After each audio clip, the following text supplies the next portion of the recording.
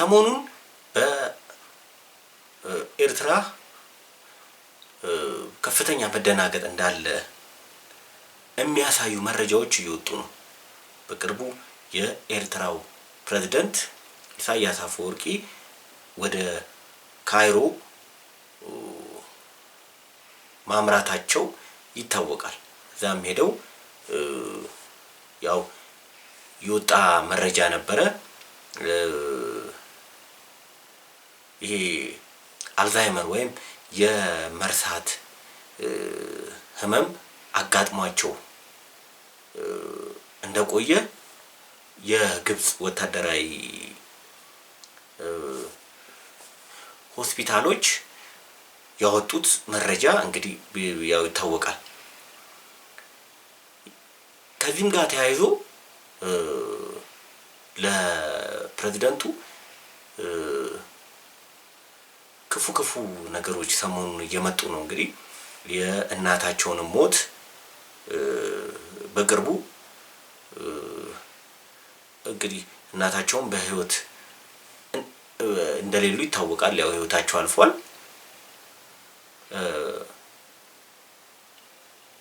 በአዲሄሎ ቤተ መንግስትም ከፍተኛ መደናገጥ እንዳለ ነው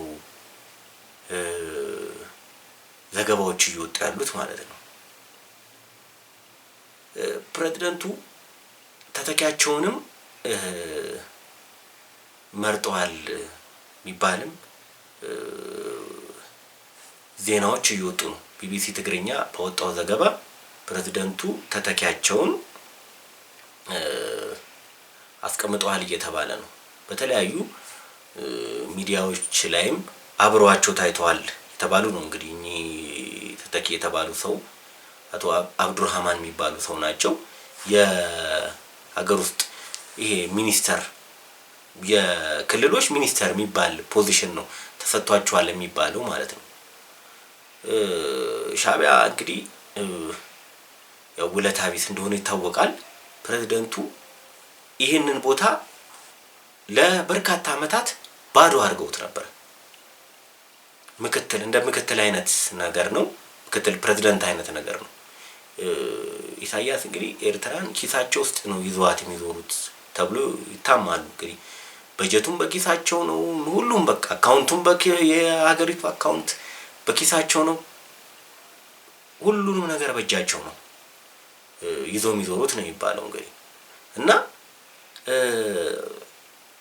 ከዚህ ጋር ተያይዞ ይሄንን ቦታ ይዞ የነበረው ይሄ ምክትልነት ቦታውን በተለምዶ በግፍ የተፈጁ እነሱ ታጋይ የሚሏቸው ሰዎች ነበሩ። G50 የሚባሉ G50 ማለት G15 የሚባል በተለምዶ በኤርትራ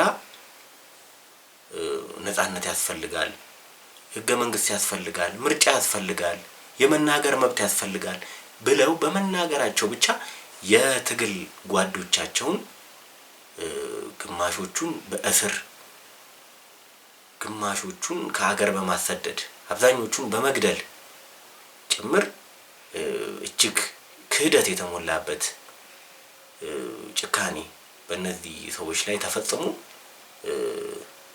ኤርትራ የአንድ ሰው መፈንጫ እንድትሆን መደረጉ ይታወቃል። እና ከነዚህ ቡድን አባል የነበረ ሰው ነበረ እንግዲህ ይሄንን ቦታ ፖዚሽን ይዞ የነበረው እና ይሄ ሰው እንግዲህ በህይወት የለም። እሱን ተክቶ ነው አሁን እንግዲህ አብዱራህማን ከአመታት ቆይታ በኋላ ይሄንን ቦታ ይዟል ተብሎ የሚታሰበው ማለት ነው። ሆኖም ይሄ